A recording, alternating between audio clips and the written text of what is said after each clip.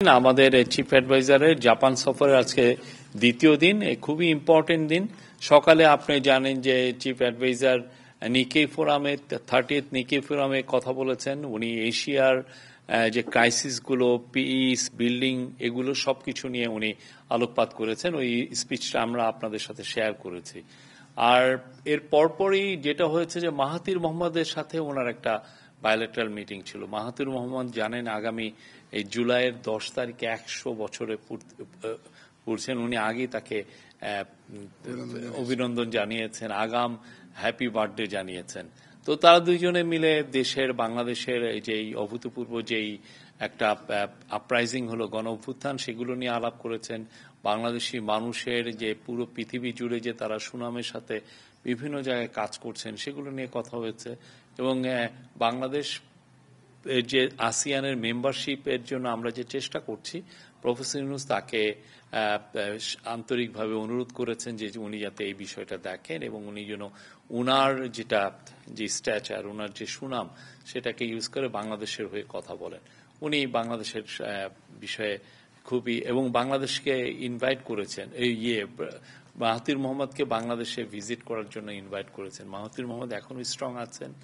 Mahathir Mohamad বলেছেন যে উনি বাংলাদেশের সারা জীবন বাংলাদেশের ফ্রেন্ড থাকবেন এবং বাংলাদেশের এই যে আসিয়ানের বিষয়টা দেখবেন। রোহিঙ্গা ক্রাইসিস নিয়েও মিটিং হয়েছে, আলাপ হয়েছে, অন্যান্য অনেক বিষয় নিয়ে আলাপ হয়েছে। আর শেষে উনি জাপানে এসছেন, এই নিকে ফোরামে এসছেন।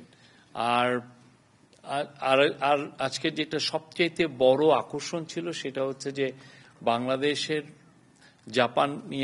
জাপানের যে হিউম্যান রিসোর্সের উপরে একটা সেমিনার।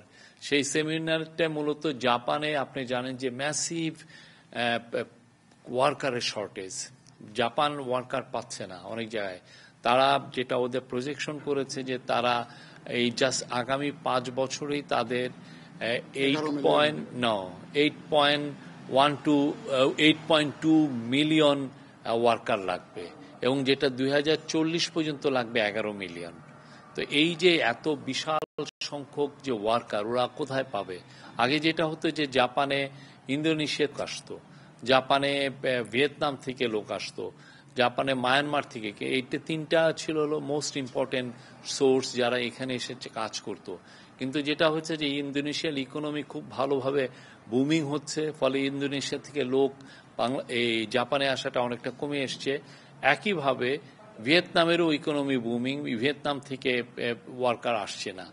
বাকি ছিল মায়ানমার, কিন্তু মায়ানমারের যেটা হয়েছে যে ওইখানে একটা সিভিল ওয়ার হচ্ছে বলে মায়ানমার থেকে অনেকেই যাচ্ছে না, ওদের অনেক ধরনের স্যাংশন ওরা ফেস করছে।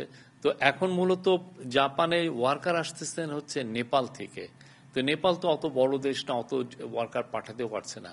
তো ওরা বাংলাদেশের দিকে তাকিয়ে আছে। আজকে যে সেমিনারের মূল লক্ষ্য হচ্ছে জাপানি যারা বড় বড় কোম্পানি, তাদেরকে জানানো যে বাংলাদেশে প্রচুর ওয়ার্কার আছে, তারা পৃথিবীতে সমস্ত দেশে সুনামের সাথে কাজ করে, এবং তোমরা যত বেশি রিক্রুট করতে পারবো সেটার জন্য আমরা প্রস্তুত আছি।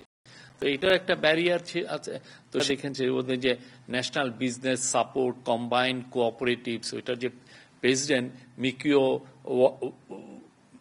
মিস্টার মিকিও ওয়াগাসায়ামা, উনি সরাসরি বলছেন যে জাপান আগামী 5 বছরে, যে সেমিনারটা বলেছেন যে আগামী 5 বছরে 1 লক্ষ লোককে নিবে।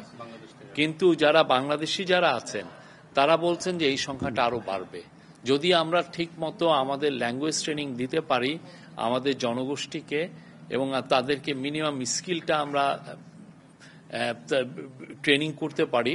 তাহলে আমরা আশা করছি যে এটা সংখ্যা বাড়বে, এবং এটা একটা ফ্লাড গেটের মতো ওপেন হবে। এটা আমাদের জন্য একটা বিশাল অপরচুনিটি, এবং সেটার জন্য প্রফেসর ইউনূস বলে অলরেডি এই সফরের আসার আগে একটা টাস্ক ফোর্স উনি করে দিয়েছেন, এবং এটার জন্য যত কিছু করা দরকার, যত দ্রুত ল্যাঙ্গুয়েজ ট্রেনিং সেন্টার করা যায়, যত দ্রুত এই স্কিলস ট্রেনিং সেন্টার করা যায়, এটা করা হবে। এবং সেই আলোকে অলরেডি কিছু মেজার আমরা কিন্তু নিয়েছি। যেমন ধরেন বাংলাদেশে থেকে যাতে জাপানে এসে অনেকে ল্যাঙ্গুয়েজ শিখতে পারেন, সেটার একটা ব্যারিয়ার ছিল। এখানে ব্যাংকিং রিলেটেড অনেক সমস্যা ছিল। ভিএইচএস যেটার মাধ্যমে এই ভিসার এগুলো সার্ভিসগুলো হয়। ভিএইচএস এর সাথে কিছু সমস্যা ছিল, সবগুলো দূরীভূত করে জাস্ট ফার্স্ট সেমিস্টারে এই ল্যাঙ্গুয়েজের 3000 ছেলে মেয়ে বাংলাদেশে এসছেন। তো আমরা আশা করছি যে এটা একদম অব্যাহত থাকবে, এবং এইটা যে আমরা যে দূরীভূত করেছি, আমরা মনে করছি যে পুরো এই বছরই 10,000-এর মতো ছেলে মেয়ে ল্যাঙ্গুয়েজ এখানে পড়তে আসবে, এবং ল্যাঙ্গুয়েজ পড়ার সাথে সাথে তারা এখানে চাকরিও পাবেন। তো আমাদের এখানে ল্যাঙ্গুয়েজে বাংলাদেশে যেটা হয় যে তারা N5, যেটা একটা ল্যাঙ্গুয়েজের শেখার একটা স্ট্যান্ডার্ড, N5টা পর্যন্ত পড়ে, কিন্তু জাপানিজ এরা চাচ্ছে যে N4 কঠিন, যাতে খুব আপনি ভালো মতো কনভারসেশন করা যায়। N4টা অ্যাচিভ করে যদি বাংলাদেশের থেকে আমরা পাঠাতে পারতাম, তাহলে এমনও হয় যে আমাদের লাখ লাখ ছেলে মেয়েকে পাঠানো যেত। কিন্তু এটা এত দ্রুত তো আর আমরা ল্যাঙ্গুয়েজ সেন্টার আমরা সেট আপ করে এটা করতে পারবো না। বাট প্রফেসর ইউনূস বলেছেন যে এটা নিয়ে সমন্বিত উদ্যোগ নেওয়া হবে, সরকারি এবং বেসরকারি সবাইকে উদ্বুদ্ধ করা হবে যে যাতে জাপানিজ ল্যাঙ্গুয়েজ সেন্টার বাংলাদেশে আরো প্রচুর হয়, ভালো ভালো জাপানিজ ল্যাঙ্গুয়েজ ট্রেনার আমরা তৈরি করতে পারি, যাতে এই সংখ্যাটা আমরা 1 লক্ষ না আগামী 5 বছরে এটা যাতে আমাদের 10 লক্ষ যদি হয়, 10 লক্ষ যদি আমরা পারি, এটা অলমোস্ট ইম্পসিবল, বাট আমাদের চেষ্টাটা থাকবে। প্রফেসর ইউনূস বলেছেন এটার চেষ্টাটা আমাদের করতে হবে। এটা একটা ফ্লাড গেটের মতো আমাদের জন্য ওপেন হচ্ছে। এরকম অপরচুনিটি বাংলাদেশে অনেক বছর আসে না। হ্যাঁ, এই অপরচুনিটিকে আমাদেরকে, আর আপনারা দেখেছেন আজকে সেমিনারে, পুরো সেমিনারের কোনোটা রুমের একটা চেয়ার পর্যন্ত খালি ছিল না। জাপানিজ যারা ইনভেস্টর, যারা কোম্পানিগুলো, যারা সত্যিকার ওয়ার্কার যাদের দরকার, পুরোটা প্যাক ছিল, তারা এসেছিলেন। সাথে যারা বাংলাদেশের যারা কিছু কিছু এখানে অনেক দিন ধরে এইখানে আছেন, তারাও ছিলেন। তারা ওইখানে, তাদের মধ্যে আজকে যে আপনারা দেখেছেন যে 2টা এমওইউ হয়েছে। এমওইউ হয়েছে মূলত আমাদের যে বিএমইটি, যারা স্কিল লেবার, সরকারি যে প্রতিষ্ঠান যারা স্কিল লেবার পাঠায়, বিএমইটির সাথে আপনার কথা হয়েছে। বাংলাদেশের মানে ম্যান পাওয়ার যারা পাঠানোর জন্য যেটা মেন এজেন্সি, তার সাথে এইখানে বাংলাদেশ জাপানিজ যারা মিলে রিক্রুটমেন্ট এজেন্সি 2-3টা করেছেন, তাদের সাথে কথা হয়েছে, কেডিএস এবং আরো আর একটা প্রতিষ্ঠান। হ্যাঁ, এই জিনিসগুলো মানে এটা পুরোটা করা হচ্ছে যে যত দ্রুত স্কেল আপ। আমাদের যেটা আছে বাংলাদেশের যে জাপানি ট্রেনিং সেন্টার নাই তা না, আছে, কিন্তু তারা যে পরিমাণ স্টুডেন্টকে ট্রেনিং দিতে পারছে সেটা আসলে হচ্ছে আমাদের যে চাহিদার তুলনায় এটা খুবই কম। এবং আমরা দেখছি ওই যে ওইখানে একটা ইয়েতে আসছি যে 3000, আরেকজন প্রতিষ্ঠানের মালিক বললেন যে 3000 স্কিল লেবার বাংলাদেশের থেকে নেবেন। আর আমার 3000 স্কিল লেবার দিতে হলে তার ওই যে জাপানের যেটা মেন ইস্যু, ল্যাঙ্গুয়েজটা আমি 3000 লোককে খুব দ্রুত ল্যাঙ্গুয়েজ শেখাতে পারবো কিনা, সেটা একটা ইস্যু।